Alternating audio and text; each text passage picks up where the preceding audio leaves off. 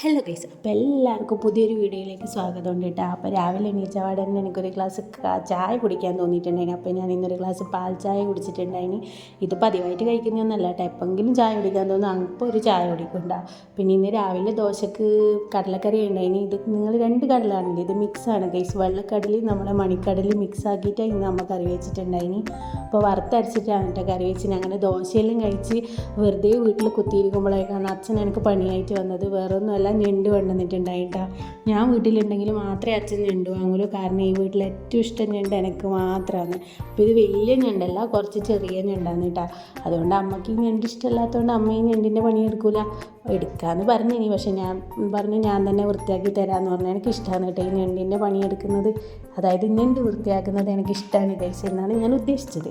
അപ്പോൾ എനിക്ക് തിന്നാൻ വേണ്ടി ഞാൻ തന്നെ കഷ്ടപ്പെട്ട് ഞണ്ടിൻ്റെ തോട് കളയുന്നുണ്ട് കേട്ടോ. അച്ഛനും വന്ന് ഇൻസ്ട്രക്റ്റ് ചെയ്യുന്നുണ്ട്, അങ്ങനെ ചെയ്യും ഇങ്ങനെ ചെയ്യുന്നൊക്കെ പറയുന്നുണ്ട്.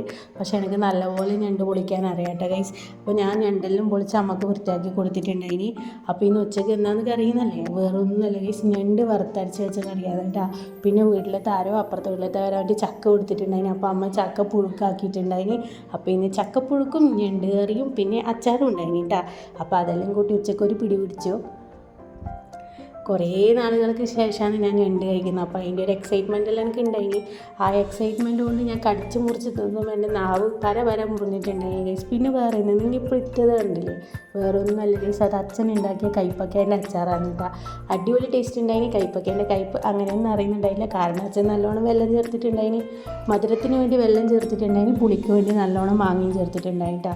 അപ്പോൾ അതെല്ലാം കൂട്ടി ഒരു പിടിയാണ് ഉച്ചക്ക് പിടിച്ചു.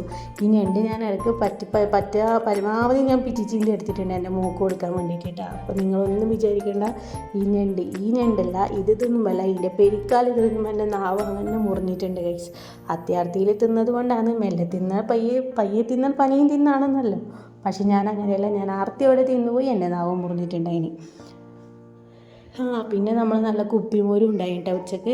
പിന്നെ വൈകുന്നേരം ആയപ്പോൾ ഒരു കട്ടൻ കാപ്പി കുടിച്ചിട്ടുണ്ടായിനി. ഞണ്ടെല്ലാം തിന്നതല്ലേ, അപ്പോൾ വൈകുന്നേരം ഒരു കട്ടൻ കാപ്പി കുടിക്കാമെന്ന് ഞങ്ങൾ വിചാരിച്ചു.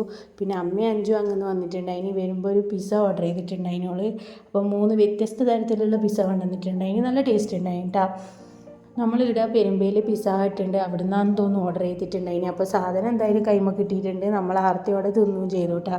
നിമോഷിക്കും ഭയങ്കര ഇഷ്ടമാണ് പിസ്സ, കാരണം നമ്മൾ ഡൽഹിയിലുണ്ടാകുമ്പോൾ ഇടയ്ക്കിടയ്ക്ക് പുറത്ത് പോയിട്ട് കഴിക്കലുണ്ട്. ഇത് ചിക്കൻ പിസ്സയാണ് കേട്ടോ. അങ്ങനെ ഓളും ചിക്കൻ പീസ് കഴിച്ചു. കോളി ഉണ്ടായിന് ഓക്ക് കൊടുത്തിട്ടാ നമ്മൾ കഷായം എന്ന് പറഞ്ഞ് മാറ്റി വെച്ചിട്ടുണ്ട്.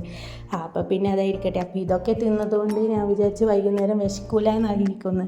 പക്ഷേ കുറേ രാത്രിയാകുമ്പം കുറച്ച് വിശന്നിട്ടുണ്ടായി ഗൈസ്. അതുകൊണ്ട് അപ്പോൾ ഒരു ദോശയും ഒരു മുട്ട പുഴുങ്ങിയതും കഴിച്ചിട്ടുണ്ടായിന്. പിന്നെ രാവിലത്തെ കുറച്ച് ചമ്മന്തിയും ഞണ്ടിൻ്റെ വെള്ളവും ഉണ്ടായിന്. അതെല്ലാം കൂട്ടി രാത്രിത്തെ ഡിന്നറും കഴിച്ചു കേട്ടോ. അപ്പോൾ ഇന്നത്തെ തീറ്റ വിശേഷം ഇത്രയേ ഉള്ളൂ. പുതിയ തീറ്റ വിശേഷവുമായി പുതിയ വീഡിയോയിൽ കാണുന്നവരെ ചാച്ച ബൈ ബൈ. അപ്പോൾ ചാനൽ ഇത്രവരെ സബ്സ്ക്രൈബ് ചെയ്തില്ലെങ്കിൽ സബ്സ്ക്രൈബ് ചെയ്യണം.